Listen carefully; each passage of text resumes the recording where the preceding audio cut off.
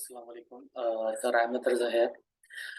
Today I will discuss कि मैंने जैसे कहा था कि मैं कुछ रिकॉर्डिंग्स बनाऊंगा चैप्टर्स में। जो सब बच्चों को इशू आता है कि यार सर हमें चैप्टर को अच्छे तरीके से समझ नहीं आ रहा होता और कुछ इश्यूज क्रिएट हो रहे होते हैं, तो सर डोंट वरी, इस वीडियो के अंदर हम आज चैप्टर को समझेंगे। वो है चैप्टर गाजी डायरी, चैप्टर क्लास 9 के बच्चों के लिए ये चैप्टर है गाजी डायरी, जिसके अंदर मैं बच्चों को अच्छे तरीके से इस चैप्टर को एक्सप्लेन करूंगा और उन सारे पॉइंट्स को एज अ समरी आप नोट करते रहिएगा, जिसको मैं हाईलाइट्स करूंगा। तो आपको ये होगा कि पेपर के अंदर अगर कोई भी एमसीक्यूज आ जाता है किसी भी हवाले से, तो आपको किसी भी चीज़ के अंदर कोई मसला है, कोई इशू क्रिएट नहीं होगा। सो इंशाल्लाह अभी हम डिस्कस करते हैं इस चैप्टर के बारे में, गाजी डायरी, इसके अंदर क्या बात की गई और किस हवाले से बात की गई और कैसे बात की गई, ताकि हमें समझ आए और हम अच्छे तरीके से चैप्टर को समझ सकें जो रह गया था अपना chapter. Okay sir, let's we start.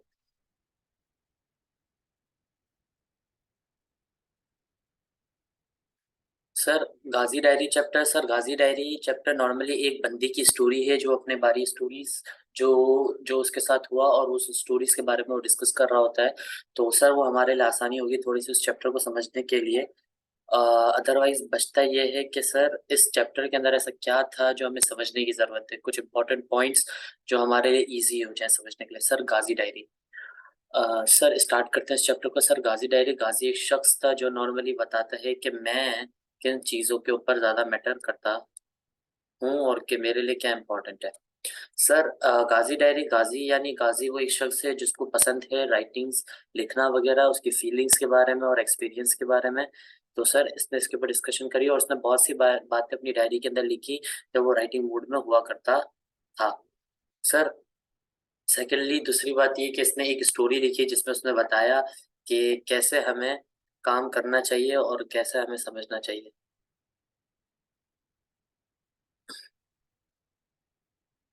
Sir हम आते हैं इसके पहले चैप्टर के ऊपर, जिसके अंदर उसने बताया कि विलेज लाइफ, कैसे विलेज लाइफ को समझना चाहिए और उसने अपने विलेज लाइफ को कैसे मैटर किया था और किस तरीके से समझाया था कि यार एक देहाती जिंदगी एक शहरी जिंदगी से बहुत ज्यादा अच्छी होती है और बहुत अच्छे तरीके से गुजारी जा सकती है। ये बताता है कि ये अपनी सिंपल विलेज लाइफ को लेकर डिस्कस कर रहा था और आप देख रहे होंगे कि कुछ पॉइंट्स को मैंने ऑलरेडी मार्क किया हुआ है, पेन से डार्क किया हुआ है, और उसको मैं अभी हाईलाइट भी कर दूंगा ताकि आपके लिए आसानी हो जाए समझने के लिए। ओके सर, सर मैं कर देता हूँ हाथों हाथ ताकि आपको कोई इशू क्रिएट ना हो और आप इसको आसानी से समरी नोट कर लें।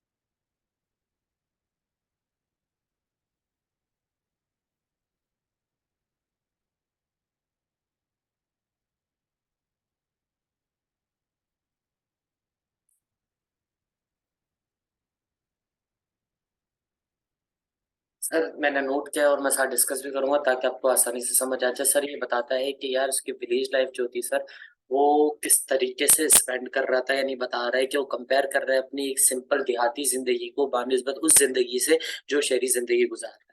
सर अब वो कैसे डिस्कस कर रहा है, क्या कर रहा है, उसको हम बात करते हैं। वो बताता है कि वो रहता है अभी कराची के अंदर, गाजी, और वो बता रहा है कि यहाँ के जो सड़कें हैं वो बहुत ज्यादा स्ट्रेट हैं और बड़े बड़े हाउसेज है, ब्यूटीफुल गार्डन्स है और बेइंतहा प्लांट्स और ट्रीज हैं। लेकिन लेकिन वो कहता है कि मैं डेस्परेटली मिस कर देता हूँ अपने उस देहात को, यानी अपने उस गांव को, अपने उस विलेज को, जहां पर एक मड के हाउस हुआ करते थे, मिट्टी के बने हुए हाउसेस हुआ करते थे, जहां पर लोग सही तरीके से रहते थे और बिल्कुल एक सिंपल जिंदगी गुजारा करते थे। कहता था कि जब मैं इस बारे में बात कर रहा हूँ, तो मैं, अगर मेरे पास कोई टाइम मशीन हो तो मैं उसके जरिए 60 साल पहले चले जाऊं। देखो सर, मैंने मेंशन किया go back 60 years back to my village life. ये बता रहा है कि अगर मैं अपनी 60 साल पुराने चले जाऊं अपनी देहाती जिंदगी के अंदर, तो बताता हूँ कि हम एक गाँव, हमारा एक घर हुआ करता था जहाँ पे हमारे तीन कमरे हुआ करते थे उस घर के अंदर, और एक किचन हुआ करता था, और एक बहुत बड़ा यार्ड हुआ करता था, यानी सर एक फॉर एग्जाम्पल गार्डन हुआ करता था, जिसकी कोई बाउंड्री नहीं होती थी, सिर्फ कुछ बुशेस लगे हुए होते थे। बुशेस से मुराद कुछ ऐसे बैनर लगे हुए होते थे जो हमारे एक हाउस को दूसरे के हाउस से अलग क्या करते थे, यानी पड़ोसी के हाउस को हमारा हाउस से अलग क्या करते थे। और हम, हमारी फैमिली, जिसके अंदर मेरे दादा दादी और मेरी कुछ टू अनमेरिड आंट्स रहा करते थे, वो एक रूम में रहा करते थे। मेरे पेरेंट्स और हम सिबलिंग्स यानी हमारे भाई बहन एक अलग रूम में रहा करते थे, और एक अंकल उनकी फैमिली एक अलग रूम में रहा करते थे। हमारे 3 कमरे थे। इस तरीके से हम एक ज्वाइंट फैमिली की तरह अपनी जिंदगी को गुजारा करते थे, और हमारे लिए वो जिंदगी बहुत अच्छे तरीके से गुजारा करती थी। सर पे इसने बताया कि हमारे घर की तमाम खवातीन एक ही जगह पे खाना बनाया करती थी, कोई सेपरेट किचन नहीं होता था, कोई अलग से चीजें नहीं हुआ करती थी, सब समझते थे कि हम सब मिलजुल कर रहे हैं और अपने सारे काम को मिलजुल के कर रहे हैं। बताया कि अब वो कंपेयर कर रहा है अपने उस कराची की बात को, यानी जहां वो रह रहे हैं, और एक शहर की बात कर रहा है जहां पे सारे के सारे हाउसेस किसके बने हुए हैं, सीमेंट्स और एक पेंटफुल ब्यूटीफुल कलर्स के साथ, टाइल्स फ्लोर के साथ। मतलब वो बता रहे हैं कि एक ऐसी जिंदगी जहां पे मैं रह रहा हूँ जहाँ पे एक पुख्ता जमीन है, एक परफेक्ट प्लेन्स हैं, एक परफेक्ट सीमेंट के हाउसेस बने हुए हैं, बहुत खूबसूरत तरीका बना हुआ है बानिस्बत उस घर के जो एक लकड़ियों से बने हुए होते थे और मिट्टी के घरों से, मिट्टी के से बने हुए होते थे। ना उधर कोई फर्नीचर हुआ करता था, ना कोई ऐसे उधर बेड्स हुआ करते थे, हम सब जमीनों पे सोते थे। और लिटरली एक हकीकत बात बताऊं, जमीन पे सोने से हमारी खुद की सेहत भी अच्छी होती है। हम, ऐसा लगता है हमारी बॉडीज में जो हमारी बोन्स होती हैं वो वैसे इतनी कमजोर होती हैं कि लिटरली कि हम बेड पे सोकर उनको और कमजोर कर देते हैं। बानिस्बत अगर हम वही चीज, अगर हम बेड की जगह हम जमीन पे सोए, तो हमारे लिए हमारी जो नीज वगैरह हैं वो बहुत स्ट्रांग हो जाए, और हमारी बॉडी जो हो वो सख्त हो बानिस्बत के नरम बॉडी के तहत। क्योंकि इसका सर फायदा क्या है, हमारे अंदर वो इम्यूनिटी सिस्टम नहीं आएगा, हम स्ट्रांग नहीं कहलाते। क्योंकि सर एक इंसान, पहले के लोग क्यों इतने स्ट्रांग हुआ करते थे, क्योंकि उनके पास वो फैसिलिटीज नहीं हुआ करती थी, तो वो रफ एंड टफ हुआ करते थे। तो बता रहे हैं कि वहां के लोग ऐसे ही थे और सुकून से सोते थे, और अपनी वो सारी चीजों की इस तरह की एक्सरसाइज हुआ करती थी। सर हमारे जमाने में क्या है, हमें यहाँ से थोड़ा सा आगे जाना है, हमारे पास बाइक है सर, हमें कुछ भी काम करना है, हमारे पास हर लग्जरी आइटम पड़ा। बानिस्बत मैं बात करूं उस शख्स के जिसके पास कुछ भी नहीं है, जिसके पास किसी चीज की फैसिलिटी तक नहीं है, लेकिन सर उसके लिए ये फायदा क्या दे जाता है, सर ये फायदा दे जाता है कि उसे किसी चीज में मसले मसाइल नहीं होते, और वो अपनी जिंदगी को एक रफ एंड टफ गुजारते हैं। देहात के लोग सर, हमें पता ही क्या है। और यही इस बार इस चैप्टर के अंदर बात की गई है जो बंदा मेंशन कर रहा है। सर फिर बताते हैं कि हमारा जो विलेज था ना, उधर रोड्स हुआ करते थे, ना स्ट्रीट्स हुआ करती थी, और ना हमारे यहाँ छोटे छोटे से कच्ची जमीन के, यानी इसे कह सकते हैं ना कच्ची मिट्टी के, हमारे यहाँ तो रूट्स कैसे परफेक्ट है क्या नहीं सर, हमारे यहाँ कार्स चलती हैं, ट्रक्स चलते हैं। उधर की जो जमीनें होती हैं क्या होती है, बिल्कुल ही मर्ड्स की, यानी सर कीचड़ से बनी हुई होती थी, और इस तरीके से वो इतनी स्लिपरी हो जाती थी किस रेनी सीजन के अंदर। सर इंपॉर्टेंट पॉइंट एमसीक्यू के लिए पूछा जा सकता है। सर आगे बढ़ते हैं। वो बता रहा है कि हमारे यहाँ पर लोगों को ना कार्स की जरूरत पड़ती थी, ना बसेस की जरूरत पड़ती थी, और हम लोग इसी वजह से, इन सब चीजों की वजह से इतना स्ट्रांग कहलाते थे, और हमारा एनवायरनमेंट भी इसी वजह से पॉल्यूटेड नहीं हुआ करता था, और यही हमारे लिए सबसे बड़ा फायदा था।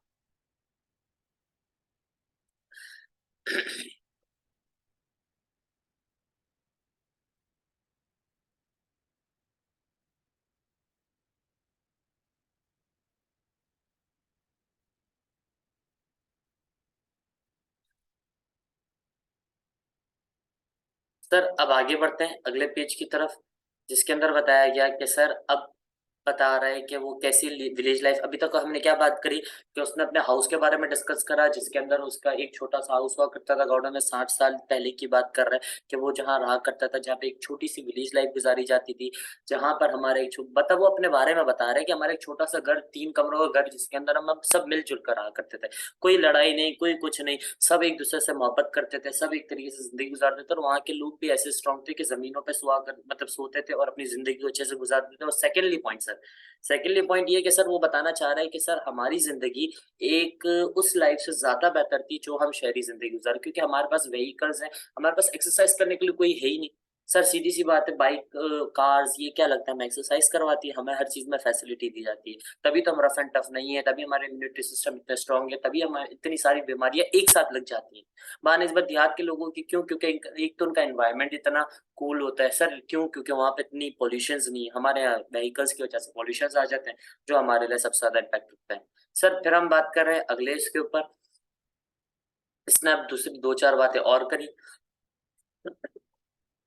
सर वो बता रहे हैं कि हमारे विलेज के अंदर कोई इतनी बड़ी बड़ी शहरों की तरह कोई शॉप्स सुपरमार्केट्स नहीं हुआ करती थी। सर वो कहता है कि हमारे यहाँ सिर्फ एक छोटी सी फ्यू स्मॉल शॉप्स हुआ करती थी, जिसमें हम लोग चीजें बेचा करते थे। और आज के ज़माने में क्या, आज के ज़माने में सर देखा जाए तो आज कोई शख्स किसी शख्स पर भरोसा करना नहीं चाहता, सबसे बड़ी बात। सर मैं चाहता हूँ कि यार मैं इस पे भरोसा कैसे कर लूँ? यार ये तो मेरे कुछ करके चले जाएगा, यार ये मुझे नुकसान पहुँचा के चले जाएगा। लेकिन देहात के लोगों के अंदर एक ट्रस्ट नाम की चीज़ होती है। उनको पता है, दुकानदार को भी पता है, घर वालों को भी पता है, ये आदमी अगर मुझसे कोई चीज़ लेकर गया है ना, तो इसके पैसे मुझे देकर जाएगा। बानिस्बत उस शख्स के जो शहर में रहता है, क्योंकि यहाँ पर इतनी बड़ी-बड़ी शॉप्स, इतनी सारी पॉपुलेशन, कौन किसको जानता है? और देहात में वैसे ही बहुत कम लोग पाए जाते हैं और सारे मिल-जुल कर रहते हैं, एक-दूसरे को जानते हैं। तो कोई भी कोई चीज़ अगर कोई श चीज़, कोई शख्स कोई चीज़ अगर फ्री में भी लेकर चले जाए या उधार में भी लेकर चले जाए, तो वो शख्स उसको दे दिया करता था। क्योंकि सर उसको पता था कि यार अगर मैं दूँगा भी तो मुझे इस चीज़ में कोई मसला इश्यू या क्रिएट नहीं होगा। क्यों नहीं होगा सर? क्योंकि उसको पता है कि मेरी ज़िंदगी के अंदर ये सारे लोग मेरे जानने वाले हैं और मैं उन पे ट्रस्ट कर सकता हूँ अच्छे तरीके से, और इनको ये सारी चीज़ अच्छे से प्रोवाइड कर सकता हूँ। सर फिर इसने बताया कि यही बात कर रहा है कि हमें कभी भी पैसों के अंदर ज़रूरत नहीं पड़ी, क्योंकि हमें यहाँ पे लोगों के पास भरोसा था हमें। और इसी तरीके से हम चीज़ें किसी को क्रेडिट्स पे दिया करते थे। सर फिर वो बता रहे अपने विलेज के अंदर।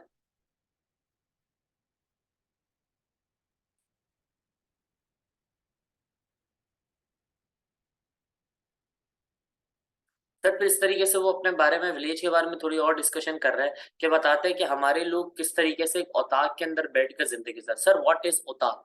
ये ज़रूरी है समझना है। सर व्हाट इज़ औताक? कि औताक होता क्या है?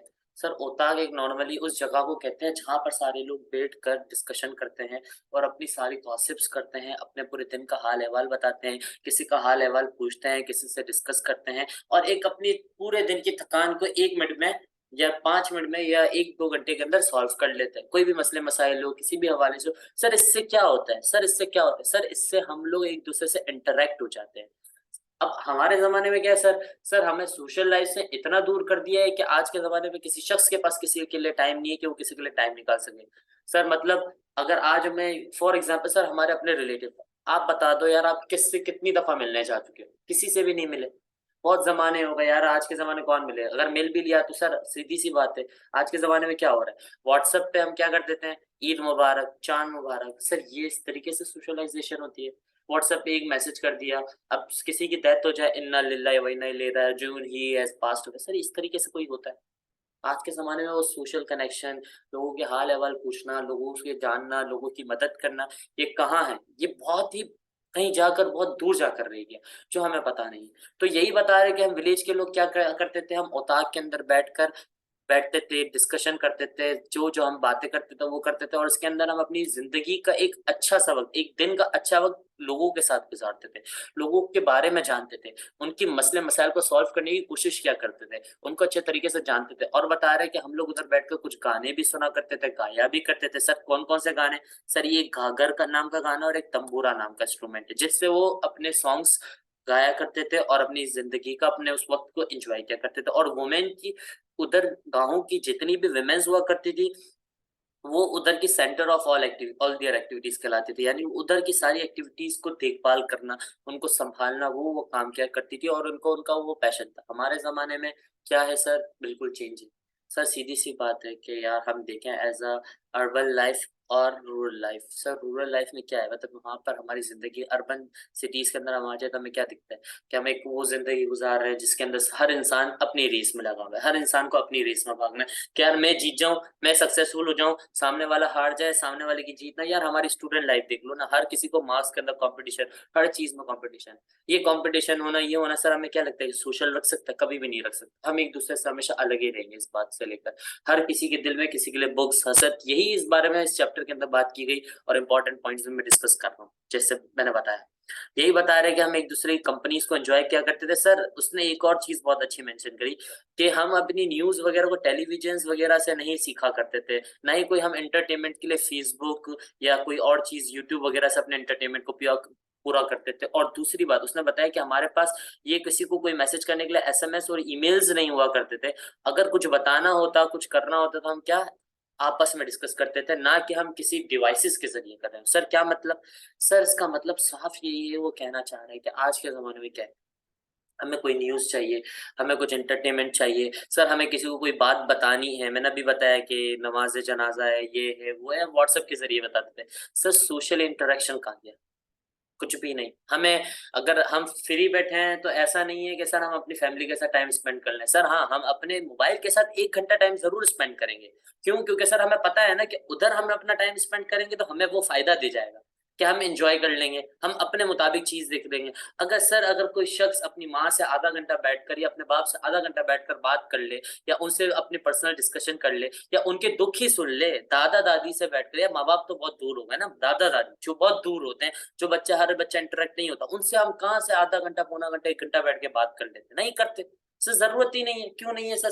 हम समझते हैं कि यार इससे अच्छा मोबाइल चला लो, कौन इनकी भी लंबी दास्तान सुनेगा, कौन इनकी कहानियाँ सुनेगा, कौन इनसे बात करेगा? सर लिटरली बता रहा हूँ, जो बड़े लोग होते हैं अगर आप उनसे अपने मसले-वसले डिस्कस करते हो तो वो आपको एडवाइस करते हैं, अच्छी चीज़ें समझाते हैं, ना कि आपका टाइम वेस्ट करते हैं। आज की जनरेशन समझती है कि हमारे लिए यही सबसे अच्छी चीज़ है कि हम अपने टाइम को अपने मोबाइल के अंदर फेसबुक के ज़रिए स्पेंड करें, और यही बात में वो डिस्कस कर रहे हैं। सर यही बता रहे हैं कि लग्ज़रियस लाइफ़ जो होती है वो हमारी कर देती है कॉम्प्रोमाइज़ अवर हेल्थ।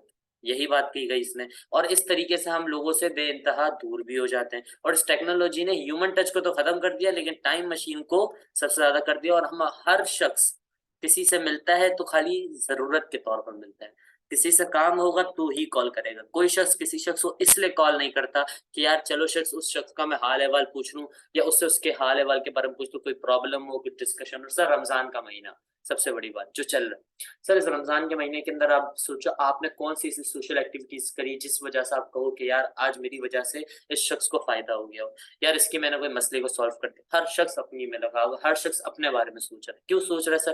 क्योंकि ये सब सारा सोशल इंटरेक्शन, हर कोई सोच रहा है कि यार हम अपनी लाइफ़ को अपने तरीके से जी रहे हैं, अपने तरीके से सोच रहे हैं, अपने तरीके से फ़ॉलो कर रहे हैं, ना कि हम इस तरीके से फ़ॉलो करें कि क्या है, लोग क्या कर रहे हैं, लोगों के बारे में इंटरेक्शन क्या है, उनके क्या मसले-मसाइल हैं। यार हम किसी के मसले-मसाइल तो सॉल्व नहीं कर सकते, ये तो हकीकत बात है यार, हर कोई हर किसी का मसला सॉल्व नहीं कर सकता। मेरा मसला कुछ और होगा, आपका मसला कुछ और होगा, किसी और का मसला कुछ और होगा। लेकिन लेकिन सर हम किसी के मसाइल को सुनकर, उसको तसल्ली देकर, उसका दिल बड़ा कर कर, उसको एक सैटिस्फैक्शन तो दे सकते हैं, तसल्ली तो दे सकते हैं। सर इसके लिए भी तो कहाँ टाइम है, कहाँ टाइम निकलेगा सर, बिल्कुल बिज़ी चल। सर ये सारी चीज़ें मैटर करती हैं, और यही इस चैप्टर के अंदर बताया गया। सर फिर आगे बढ़ते हैं इस चैप्टर के अगले पेज के ऊपर जिसके अंदर उसने बात करी।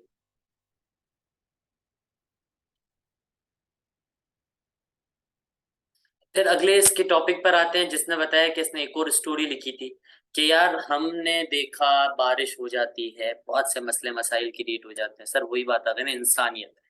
पहले उसने इंसानियत की बात करी, अभी भी वो इंसानियत की बात कर रहा है। सर बारिश, कराची, बारिश हो तो कराची को ना याद रखो तो सर ऐसा लगता है कि मैं कुछ और बात कर रहा हूँ, लिटरली।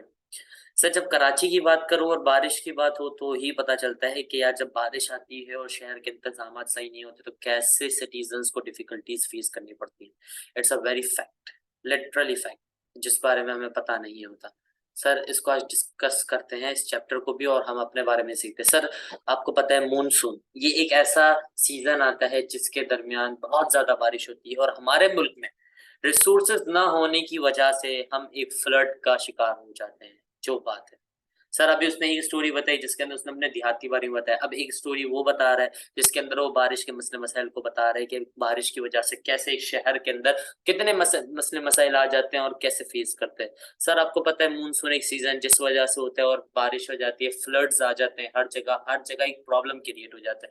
और आपको पता है कि यार पानी, पानी जब तक हमारी ज़िंदगी का मकसद है, हमारी ज़िंदगी की ज़रूरत है, लेकिन सर ये ज़रूरत अगर एक्स्ट्रा ऑर्डिनरी हो जाए ना तो ये हमारे लिए ज़रूर डैमेज बनती है। ऐसा ही है सर। सर क्यों ऐसा है? क्योंकि सर आपको पता है ना मेरे नबी ने ही फरमाया हर चीज़ में मयाना रवि रखो।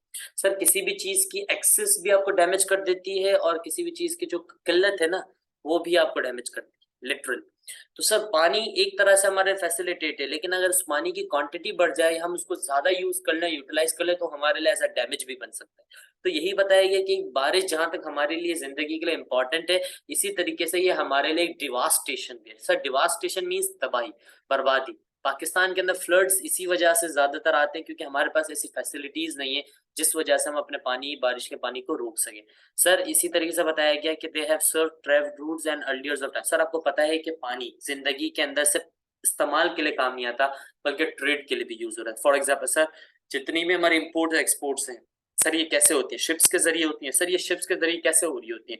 पानी के जरिए फासला तय हो रहा होता है। तो सर पानी एज अ सेंस हमारे लिए यूटिलाइज के लिए भी होता है, और सर दूसरा पानी हमारे लिए ये भी मदद कर रहा होता है कि हम अपनी जिंदगी के अंदर एक अपने तिजारत के मामलात, अपने ट्रेड के फैसिलिटीज को अवेल कर सके।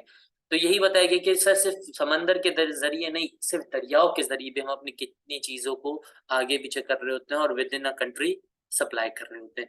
ये पानी कितनी इंपॉर्टेंट है सर, अगर हम इस पानी को ना बचाएं तो क्या लगता है हम अपनी जिंदगी गुजार सकते हैं? हमारा हर साल जब बारिश होती है इतना पानी जमा होता है लिटरली सर, अगर हम अपने मुल्क का पानी जमा कर लें तो हमें अगले सालों तक पानी की प्रॉब्लम ना हो, हमें किसी चीज का ना इशू क्रिएट ना हो। सर क्यों? क्योंकि हम इसके जरिए से क्या कर सकते हैं, अपने फूड्स को ग्रो कर सकते हैं, और बहुत सारे रीजन है जिस वजह से हम अपनी जिंदगी गुजार सकते हैं। और सर जहाँ दरिया होगा वहां इंसान पाया जाएगा लिटरली, जहाँ पानी होगा वहां इंसान पाया जाएगा, जहाँ पानी नहीं होगा वहां इंसान नहीं पाया जाता। Sir best example is desert, रेगिस्तान। देखा है कभी आपने लोगों को रेगिस्तान में रहते हुए? नहीं देखा होगा, बहुत कम लोग रहते हैं। क्यों सर? क्योंकि उधर पानी नहीं है, पानी की फैसिलिटी नहीं है। सर पानी एक इंसान की जिंदगी के लिए बहुत इंपॉर्टेंट चीज है, और यही उसके अंदर बता रहा है। सर सिर्फ पानी के साथ हम अपनी जिंदगी नहीं गुजारते, बल्कि हम सिर्फ अपने साथ ट्रेड भी कर रहे होते हैं। और आगे हम बात करते हैं इसकी कि सिर्फ आपके जो फ्लड्स आते हैं रेनी सीजन के अंदर आते हैं, और इस तरीके से आपको कितना डैमेज डैमेज कर देते हैं। सर अगर हम इन फ्लड्स की वजह से, आपको पता है सैलाब, अभी मैं बात करूं सिंध की, सिंध के अंदर कितना बड़ा सैलाब आया, मतलब हजारों खेत, हजारों जगहें बर्बाद हो गई लिटरली। अभी भी उधर जगह इतना पानी पड़ा हुआ है कि वो लोग बोलते हैं सर अगर हमारा कोई पानी निकाल देना, हमारे लिए सबसे अच्छा यही होगा, हम अपनी जिंदगी खुद बना लेंगे, खुद सेटल कर लेंगे, घर खुद बना लेंगे, हमें राशन की उसकी जरूरत नहीं है, कोई हमें ऐसी चीज प्रोवाइड कर दे कि हम उधर उस खेत मतलब उधर के जो क्रॉप्स हैं हम उसको बचा लें, हमारी जमीनें खाली हो जाए, ताकि हम दोबारा ग्रो करके, फसलों को ग्रो करके, क्रॉप्स को ग्रो करके अपनी जिंदगी को फिर से मेंटेन कर लें। तो सर हमें इसको प्रिवेंट करने के लिए फ्लड्स को क्या करना चाहिए? सर हमें इस तरीके से बहुत सारी चीजें, सर डैम डैम बनाना चाहिए वाटर को संभालने के लिए। सर हमारे मुल्क के अंदर बचाने के लिए, पानी को सेव करने के लिए और उसको फ्लड से बचाने के लिए दो जरा है, एक तो बैरेजेस, दूसरा डैम्स। सर बैरेजेस जो नॉर्मली होते हैं वो बनते ही बिल्ड्स ऑन रिवर से, यानी सर दरियाओं के पास जाकर आपको बैरेजेस बनाने चाहिए। आपको पता है बीच में हमारी गवर्नमेंट ने भी ये स्कीम निकाली थी कि डैम्स बनाने, क्योंकि हमारे मुल्क में डैम्स नहीं है, हमें डैम्स की बहुत सख्त जरूरत है ताकि हम अपने पानी को सेफ रख सकें, रिटेन रख सकें। और एक ऐसा वक्त है जब पानी की किल्लत हो तो हम आसानी से अच्छे तरीके से अपने पानी को यूटिलाइज कर सकें। सर बैरेज होता क्या? Barrage is a kind of wall जो आपके पानी को रोक देती है, पानी के फ्लो को रोक देती है, यानी पानी को जमा कर लेती है, और उसके बाकायदा गेट्स होते हैं। और सर ये अपने ही क्वांटिटी के हिसाब से पानी को अलाउ करती है कि वो पानी एक जगह से दूसरी जगह जाए। सर ये नॉर्मली ये कब होता है, ये कैसे होता है? जिस दिन जब मानसून का जमाना है, मानसून का सीजन है, जब बारिश है, इस तरीके से हम अपने फ्लड्स वगैरह को कंट्रोल कर सकते हैं और इसके लिए प्रिवेंशंस फॉलो कर सकते हैं। ये कैसे होगा सर? बैरेजेस के जरिए होगा। सर दूसरा किससे होगा? सर डैम्स के जरिए होगा। बैरेजेस होंगे तो वो क्या करेंगे, अपने हिसाब से पानी को निकालेंगे और वाटर के फ्लोज को रोक देंगे, और हम अपने कैनाल्स के जरिए पूरे कंट्री के अंदर इरिगेशन के तहत। Sir what is irrigation? Sir irrigation क्या होता है? सर इरिगेशन ये होता है कि हम अपने पानी को वो जगह जहाँ पे पानी नहीं पाया जाता, इरिगेशन के थ्रू के तहत, यानी उस जरिए के जरिए पानी को पहुंचा दिया जाए जहाँ पे पानी की किल्लत होती है। तो सर ये प्रोसेस कहलाता है इरिगेशन का। सर अब इसके आते हैं, बात करते हैं कि हम अब हमारे मुल्क के बारे में उसमें बात करें कि हमारे मुल्क में एक बैराज बना हुआ है, गुड्डू बैराज, जो पाया जाता है रिवर इंडस के ऊपर। और ये हमारे बहुत से बैराजेस हैं बने हुए हैं पाकिस्तान के अंदर।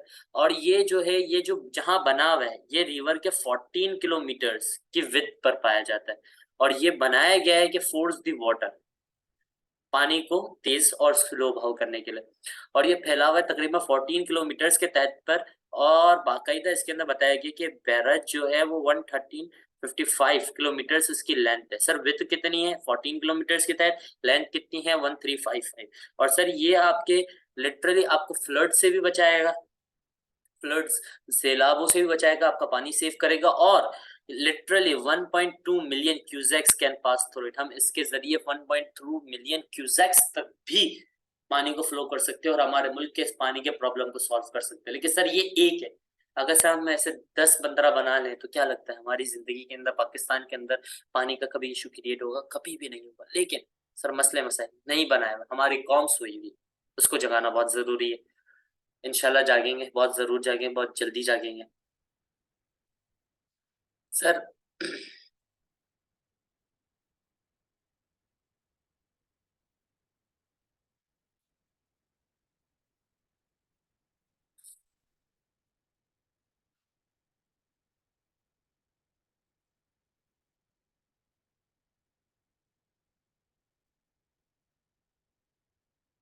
सर इसके बारे में बताया है कि ये जो एक छोटा सा बैराज है जो 1 किलोमीटर वाइड में पाया जाता है, और बहुत सारी डिस्कशन करी सर। गुड्डू बैराज के जरिए से सिस्टम निकलते 3 कैनाल्स।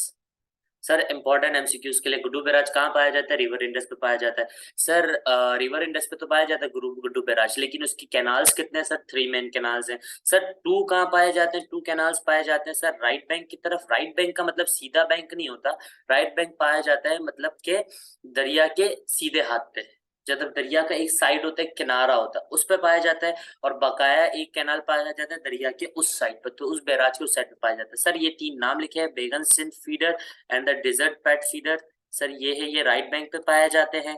और जो थर्ड कैनाल है जो गोटरी फीडर, घोट की फीडर, ये पाया जाता है लेफ्ट पे, जैसे मैंने बताया सर। सर अब हम आगे आते हैं। इस चैप्टर के अंदर सर ऐसा कुछ भी नहीं था, एज अ इम्पोर्टेंट एमसीक्यूज के लिहाज से कुछ बातें ऐसी जिसको समझना जरूरी था। सर अब आते हैं इसके आखिरी पेज के ऊपर। सर 3 कैनाल्स जो हैं नॉर्मली हमारे लिए कितने फायदेमंद हो सकते हैं?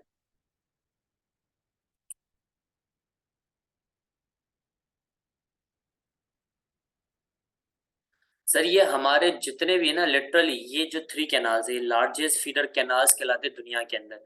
और ये तकरीबन कितना एरियाज को इरिगेट कर सकते हैं? 2.7 मिलियन एकर्स। आपको पता है एक एकड़ कितना बड़ा होता है? 2.7 मिलियन एकर्स को अगर ये एक बैराज कवर कर रहा है, तो सोचो हमारे मुल्क के अंदर कितने बैराजेस बन जाए तो उससे हमें कितना आसानी हो जाएगी। और ये नॉर्मली पाए कहाँ जाते हैं सर? ये पाए जाते हैं सखर के अंदर, जैकबाबाद के अंदर सर। और बाकी है कलात डिवीजन के अंदर, बलूचिस्तान प्रोविंस के अंदर। सर ये सारे एमसीक्यूज के रिलेटेड इंपॉर्टेंट, देखो इसको मैंने ब्लैक से भी मार्क किया हुआ है। जिन जिन चीजों को मैंने ब्लैक से मार्क किया हुआ आपको दिख रहा होगा अंडरलाइन हुआ, वो सारे आपके लिए समरी है, एमसीक्यूज के अंदर पूछा जा सकता है। और कुछ को तो मैं हाईलाइट भी कर रहा हूँ ताकि आपको समझने में आसानी हो जाए। तो गुड्डू बैराज जो है बिगेस्ट बैराजेस ऑफ पाकिस्तान भी कहलाता है। और ये इसको बनाना मोस्ट डिफिकल्ट हो गया था कंप्लीट करने के अंदर, क्योंकि इतना मुश्किल काम था इसको बनाना। और 5,000 इंजीनियर्स की, टेक्नीशियंस की, लेबरर की जरूरत पड़ी थी, जिन्होंने दिन रात मेहनत करके बनाया। और ये बनाया कब? 4 फरवरी 1962, जो हमारे लिए मोस्ट इंपॉर्टेंट था। सर ये बैराजेस जो थे ये हमें बचाते हैं, एरियाज को डैमेज होने से बचाते हैं, और हमें अपनी विटामिन को जो हमारे लिए जरूरी है, हमारे लिए ग्रो करने के लिए जरूरी। सर ये बैराजेस क्यों बनाए गए? डैम्स क्यों जरूरी है? पानी क्यों जरूरी है? सर सिर्फ आपको क्या लगता है कि इस अनाज के जरिए, अनाज को उगाकर हम अपनी जिंदगी को फैसिलिटेट कर सकते हैं? सर ऐसा इकोनॉमिकल सोचें।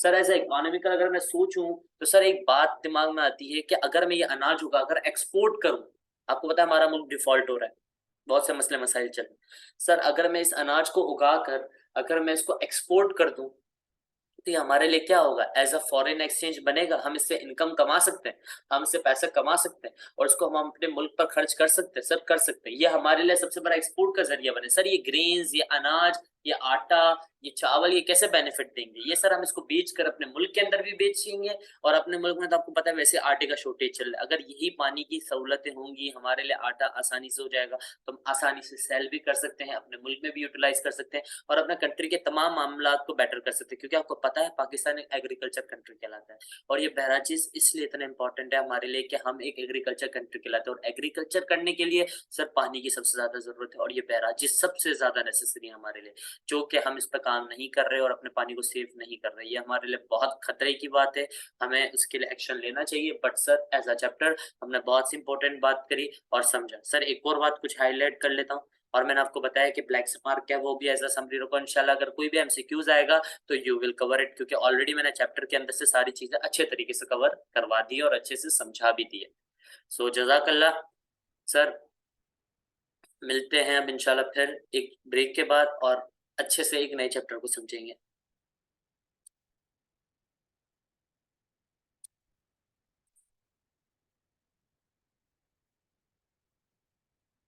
सो सर, उम्मीद करता हूँ कि ये चैप्टर बहुत अच्छे तरीके से समझ आया हो क्लास 9 वालों को, और इन्होंने अगर ये सिर्फ समझे और इससे कोई एमसीक्यूज भी बन जाए तो हमारे लिए बहुत इजी होगी इस एमसीक्यूज को सॉल्व करने के लिए। सो जजाकल्ला, दुआ मुझे और मेरे माँ बाप को अपनी दुआ में याद रखिएगा। जजाक